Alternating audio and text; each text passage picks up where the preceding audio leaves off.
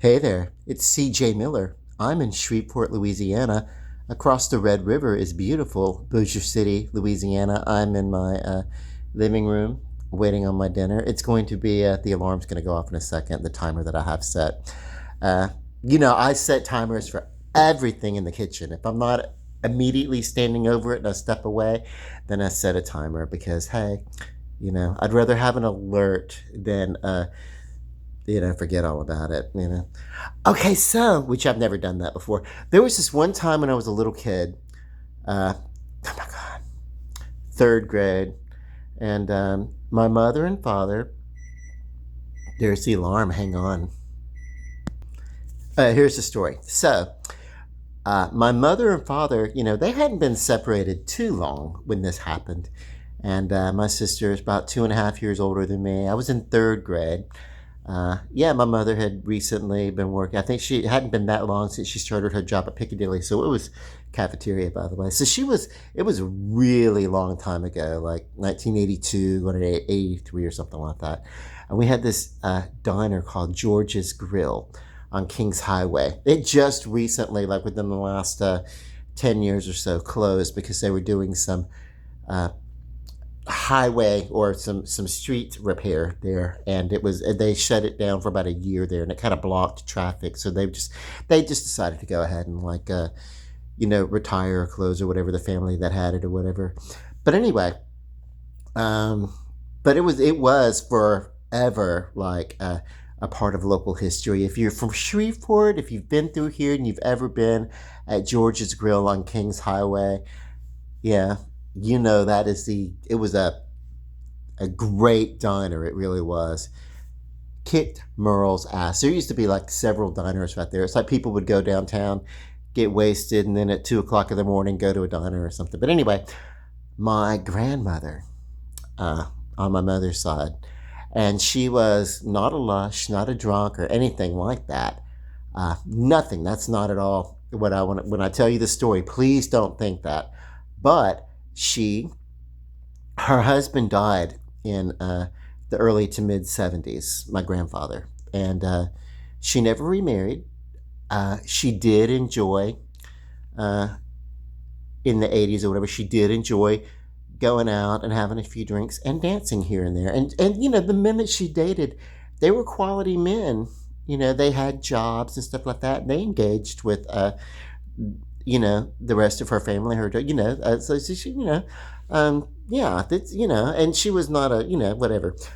Uh, I really feel like she enjoyed her life. And if they're like this example of the TV example of the Golden Girls where they would date or something like that, yeah, that was my grandmother. She would go out and she'd dance and everything like that. And she told me that she did that later on. She told me she did that well into her 60s, approaching her 70s, and had fun doing it. And yeah, I think the only reason that she kind of slowed down was because she met a gentleman, and they did uh, really get involved and stay together for quite a few years.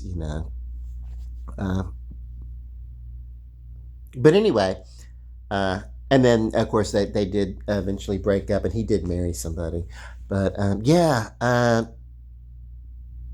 whatever. But yeah, so this particular instance, this is when I had that third grade, and it was later in the evening, and I guess I was hungry. I mean, there wasn't a lot. We didn't have a lot of food, because that's how I knew that this is what I was going to do. Is I was going to go in the kitchen, and there were a couple of eggs, and I put some eggs in a boiling water, and I put it on a pot, because that's, we were kids who knew how to fend for ourselves sometimes. It's like, if you're hungry, go get something to eat.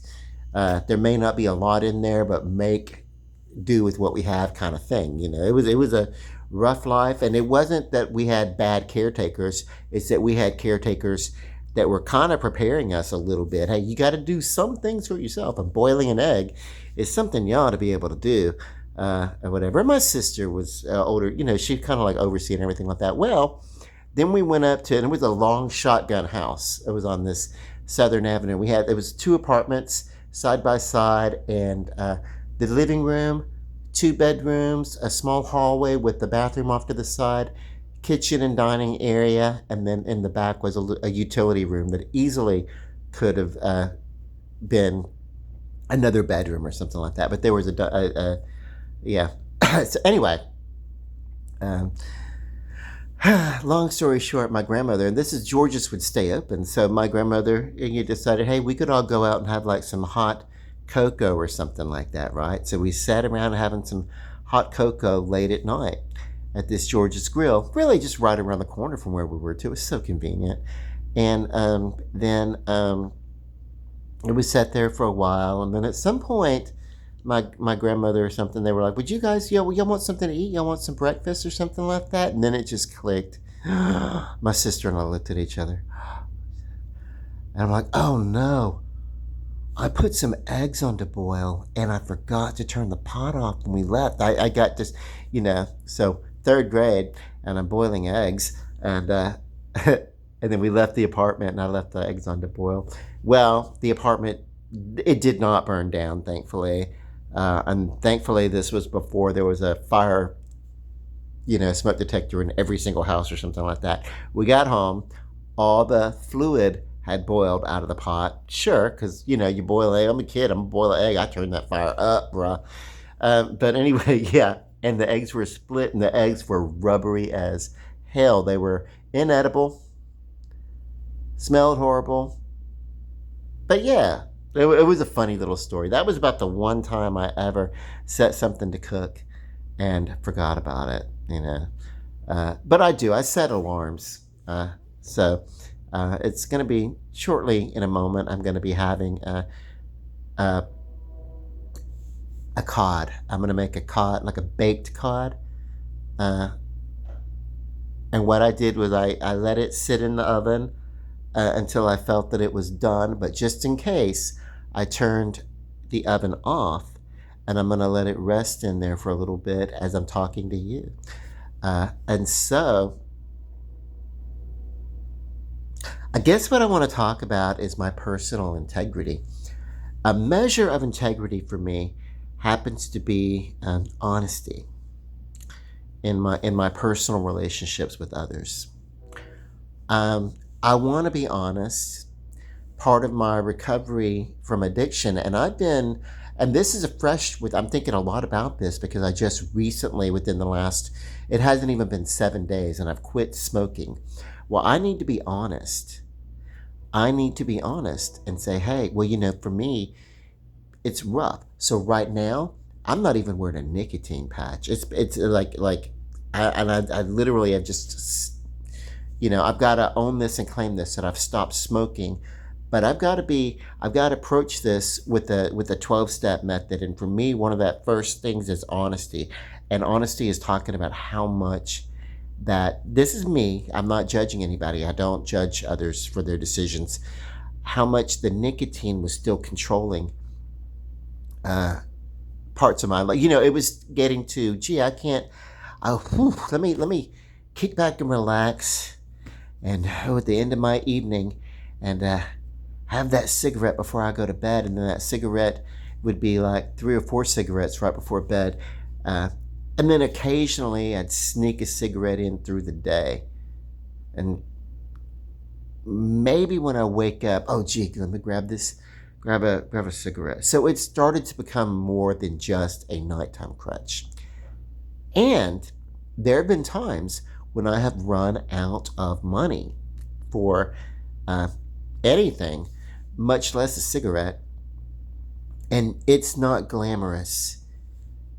Even though I'm not a heavy smoker, it's not glamorous smoking that occasional cigarette butt because the store's closed and I don't want to go, on an hour and a half trek in the middle of the night. When I realize, oh my God, I didn't get a spare pack of cigarettes or something like that, or I don't get paid for another day or so. So what am I? I'm going to have to find some sort of way to make do. And so, yeah, there was a measure of control that I was giving up to that nicotine addiction. Well, I'm working on that, and I am committed. So that's kind of cool. I'm so sorry. I know that this kind of talk is sometimes really annoying, but there's a purpose to it. It's not about the cigarette this time. It's about the topic of honesty. If I'm going to be honest with myself and in my relationship with substances, I'm going to be honest with myself in my relationships with other people, my friends, families, uh, all that kind of thing. And what I'm not going to do, I've had to make this point a few times, and I am so seriously solid on it. I'm a single person. I like being single. I would get involved in a relationship if one presented itself and it worked out. I'm not down on it, but what I'm not going to do is partake in any sort of relationship drama. So if I have a friend and they're in a committed relationship with a girlfriend, boyfriend, something like that, spouse, whatever, in any way, shape, or form, I'm not going to play the babysitter. I'm not going to go back and forth and, hey, what's she doing when I'm not around? What's he doing when I'm not around? I don't do that. I don't do that because the freedom of not being in a relationship is that I don't have to do that. However, I'm also never going to be somebody's alibi. If you have a rendezvous planned and you think I'm going to be your alibi, you made a wrong fucking decision. And I don't care who. You could be, um, well, I don't have a brother that's still living, but if I had a brother, a twin, if I had a twin, a part of me, and my twin was in a committed relationship, and my twin asked me to cover his ass and lie for him and be an alibi while he was stepping out, and I would not do it. I don't have to do that. I don't have to, and it's not a moral thing about anybody else. I don't judge. I don't care what you do.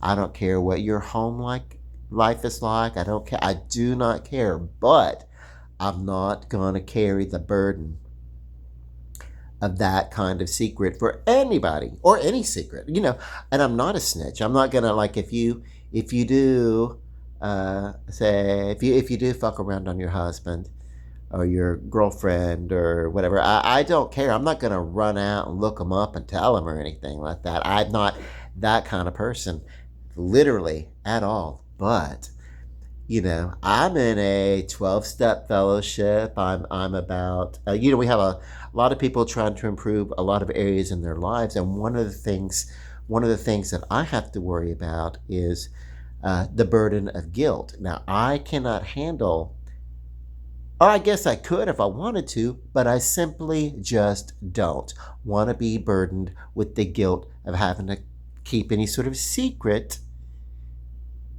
of a friend who's fucking around on their loved one, and I'm the alibi, and I'm supposed to be a lie on that. I don't care. I wouldn't. I'm not going to do it. And I just don't. And without judgment, without without any kind of real conversation on what you do, I don't do that. I am right now, I'm a single person, you know. Uh I don't have to worry about that. I don't, whatever.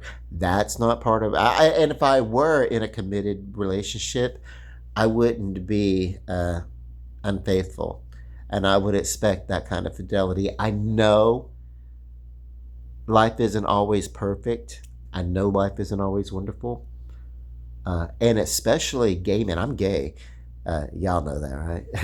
Gay men really sometimes don't do monogamy, and that's why I'm not in a committed relationship. And I would be if I met someone and they could have some monogamy and fidelity. Not necessarily while we're in that getting to know you kind of phase and everything like that. That's fine. I don't care about that. But if we ever just really, that's not a real relationship anyway. Just that friends with benefits or whatever. That's not real romance. But I don't sleep around anyway. But if I do that, if I get into a relationship, I'm gonna expect some fidelity and some communication. But never mind that. because this isn't about me. This is about me not being dishonest on behalf of somebody else.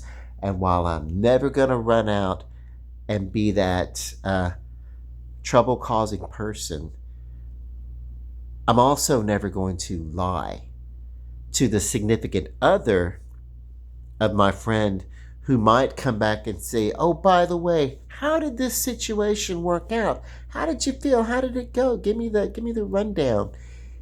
If I'm asked a direct question, I'm not gonna lie. So, and not just relationships. Uh, don't ever involve me uh, as an alibi.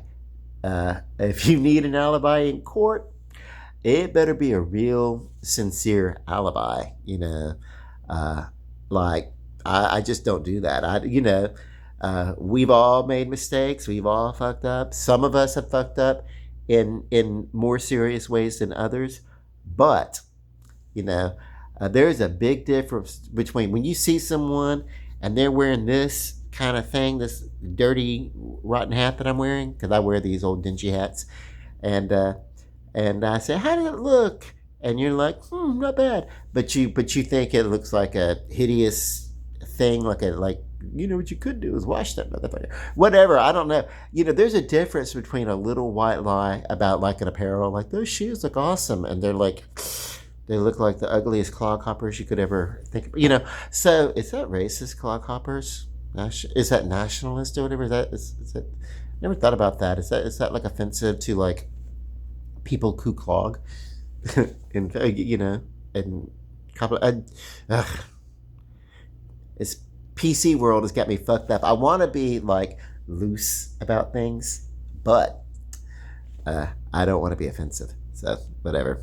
If I do say stupid things, it really is because I'm stupid and not because I'm trying to be like brutally offensive.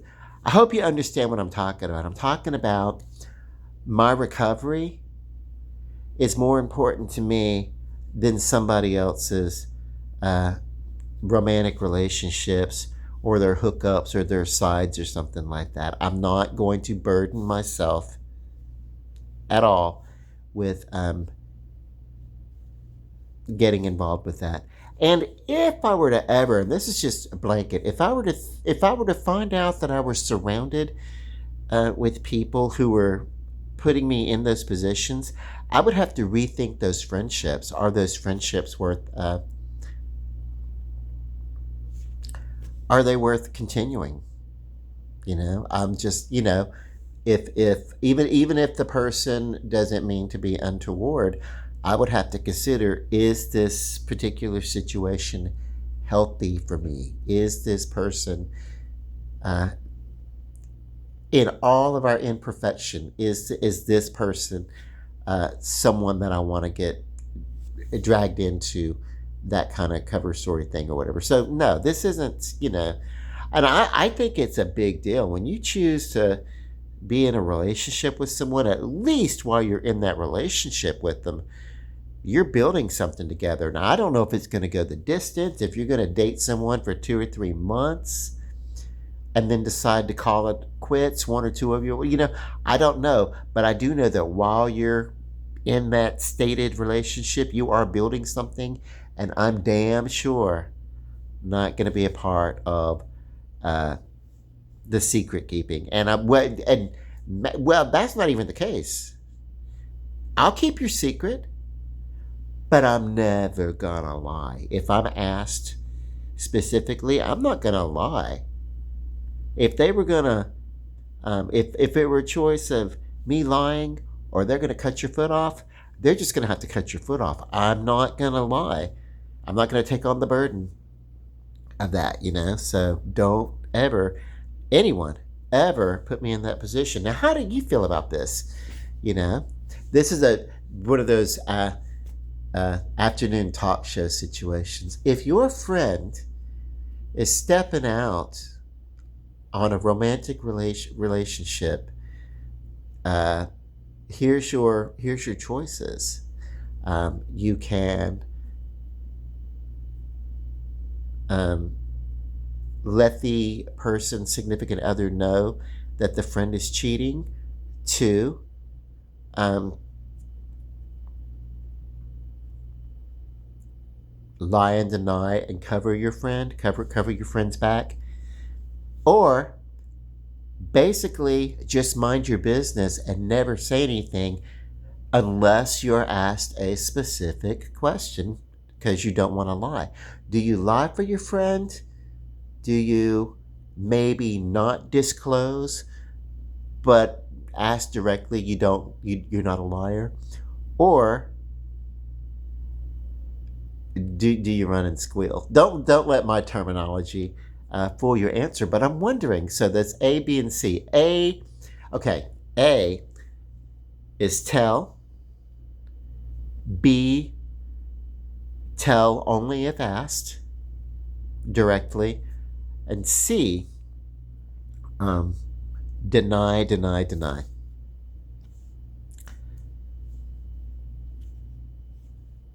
How do you guys feel about that? Um, Please let me know in the comments. I get in these situations periodically.